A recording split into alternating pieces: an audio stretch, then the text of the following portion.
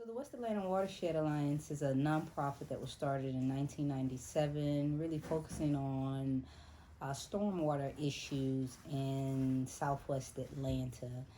And since then, the mission has grown to become to really focusing on improving the quality of life of residents who reside on the west side of Atlanta by providing them with a healthy environment. What we understand is the intimate connection between our environment and our lives. And for us, even in how we defined environment to be, we understand that environment is not just the natural environment, it's also the built environment that's on top of that. And then within that built environment, the cultural, social, political, and economic environments of a community that make up the whole of community. And so for us, when we talk environment and connecting people to environment to improve the quality of life, it allows us to focus on all aspects of the environment.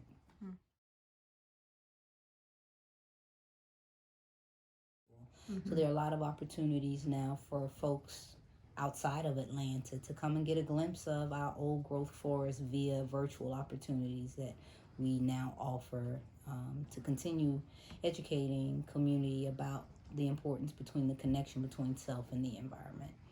And then more on the ground, kind of supporting our neighborhood planning unit and the communities they're in. Getting into a food distribution.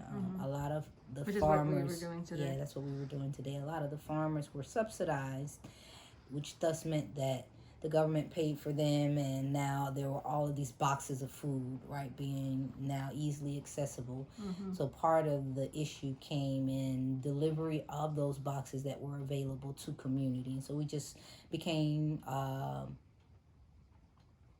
helped to fill the gap that we noticed was happening in our community to make sure that our elders and seniors had access to all of this food that is being distributed now. But also too, for a longer term goal of understanding the food systems here in Atlanta and knowing that COVID has brought about a new normal that probably won't shift and change, and we really haven't seen the full impact yet of COVID on our food systems, as things are kind of trickling down, as warehouses and things are emptying out because now we haven't had the back end to refill those things. And so just trying to position ourselves to be of service in community, that when those harder times we know are coming happen, that we already have a system in place. And so that's part of our active growing on the 2-acre garden in the historic Bush Mountain community, as well as linking to this food distribution to make sure that our community has access.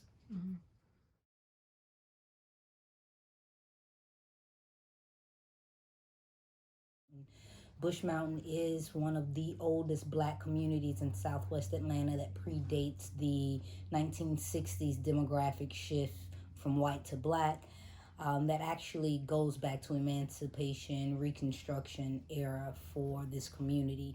And so what we understand is, while gentrification is running rapid amongst Southwest Atlanta, making sure that this black community stays on the map. So we work directly with elders in the community, where last year we brought back the Community Association as an official neighborhood organization within the city of Atlanta, where now they are recognized as the official smallest neighborhood in the city of Atlanta, or one of them, being only 6 streets. And so within that community is the Atlanta Black Cracker baseball field, one of the last tangible relics of the segregated baseball era, both nationally and locally.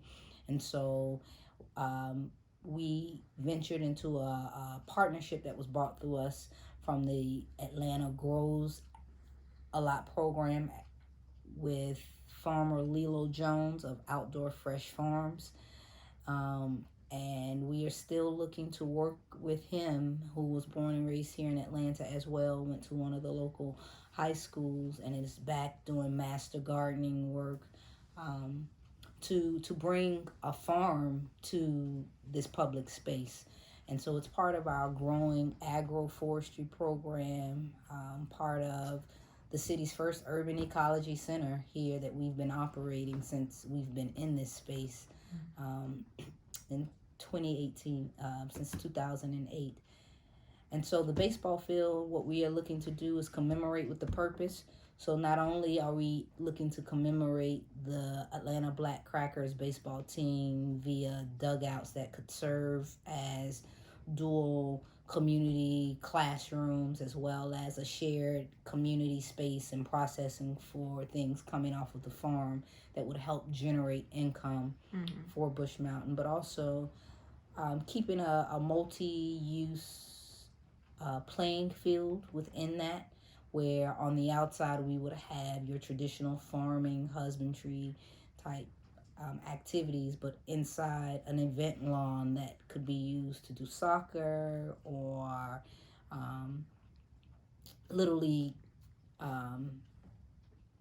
just multiple events, from baseball to not. And so really excited about that. And it has definitely been a slow process, as with any city comes bureaucracy and red tape. And so just working over those challenges as we try to really ensure that in this current wave of planning that the city of Atlanta is undergoing with parks, that our plans for our parks are a part of that.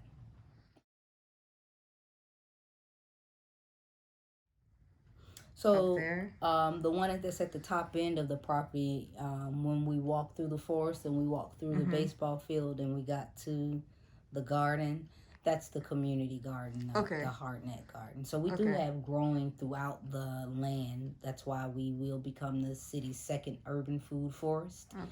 And actually become the largest food forest in the country at 26 acres. I think Brown's Mill was the largest at 7.1 acres. To give you some perspective, of where we hope to be able to leverage that designation as a placekeeping strategy for the surrounding Bush Mountain, Oakland City, broader MPU. So I myself am not. I'm a grower and I am a learning gardener. But we work with our farmers. Atlanta is really known for its urban ag that has been here for over 30 years. I know the city is just grasping hold, but Black farmers have been farming in Atlanta for over 30 plus years. And so we link in with that expertise that's here to give us the growing techniques, to lead the classes, and to actually partner in programs where we are piloting a whole community scale farm to community project out of this public space. Awesome.